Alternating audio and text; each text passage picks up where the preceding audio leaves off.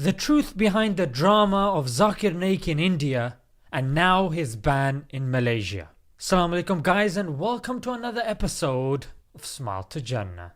Smile to Jannah! Ever since the BJP, the Hindu Nationalist Party, came into power in India, they have been after Dr. Zakir Naik obsessively and with a vengeance. First they did allegation that I'm involved in terrorism. They could not give proof. Then they said I'm involved in hate speech. Then they went to money laundering. Think of it like Tom and Jerry. But here, Tom is equipped with a police force, army and a powerful country. And Jerry on the other hand has a microphone and a hat. They've tried to pin all these accusations on him, but they just don't stick. So the latest bullet in their gun was taking the matter all the way to Interpol. Interpol is the international police. But the ruling came in Jerry's favour. The Indians essentially want an international arrest warrant. Interpol refused that, what they call red corner notice.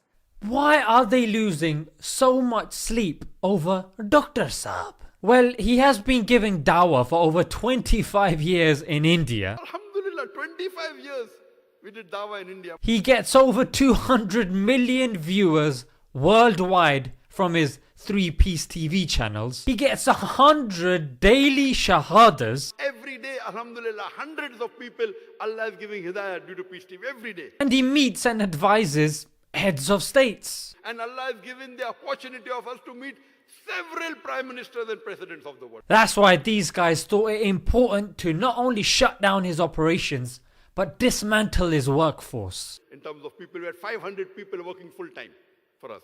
Now, only 3-4. Forcing him to go and settle in Malaysia. Even in Malaysia, this legend was able to carry on the dawah to such a degree that he managed to assemble over 100,000 people and still speak about the integral issues that are affecting the ummah that not that many people have the guts to speak out on. Many of the Uyghur Muslims in these concentration camps, they are tortured. And with the current Kashmir crisis, the Indian government is trying to censor the people that are trying to speak out against the atrocities. I mean, they're trying to get Twitter pages banned, they're trying to get videos removed. But despite all of this, he still decided to speak out against the crisis in Kashmir. That means now they are learning how Palestine was destroyed and overtaken by Israel.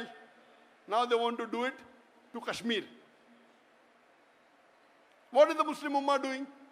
Nothing.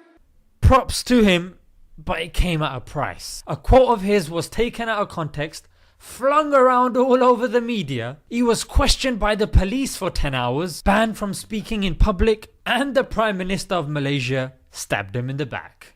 He was talking about sending the Chinese back to China and Indians back to India. That's political. That he wants to participate in racial politics in Malaysia. Now he's stirring up racial feeling. Now here's his statement. And later on, now there are people coming afterwards. Malaysia became fully Muslim. Then you had the Chinese coming, you had the Indian coming, the Britishers coming. They are our new guest. You know, somebody called me a guest. So I said, before me, the Chinese are the guest. They aren't born here. So if you want the new guest to go first, ask the old guest to go back.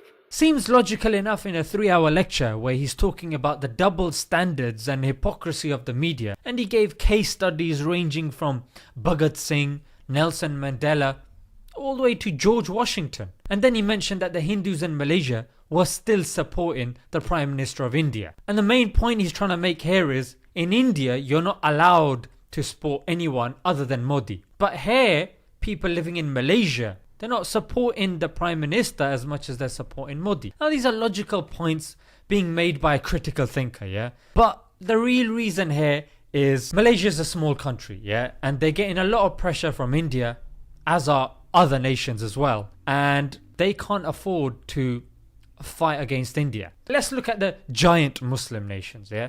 You got Saudi. At this moment in time, they've just invested billions in India. On the other hand, you've got Abu Dhabi. Yeah, they are giving a medal to the Prime Minister of India. So what do we really expect from countries like Malaysia? Because when stuff hits the fan, Malaysia is going to have no one to turn to, because one country is going to be busy handing out medals and the other one's going to be busy investing in the countries of tyrants. Now, whether we look at the Turkish media, the Qatari media, or even the Indian media, look how they introduced Dr. Zakir Naik. Zakir Naik is somebody whose ideology has influenced many terrorists. Controversial preacher. This controversial Islamic preacher. Controversial preacher. Controversial preacher. Controversial preacher. Hate preacher Zakir Naik. Hate preacher Zakir Naik. And ironically, he's been cleared from all of these charges. I mean, let's take terrorism and extremism. The same only single newspaper reported against me. 1st July the attack took place.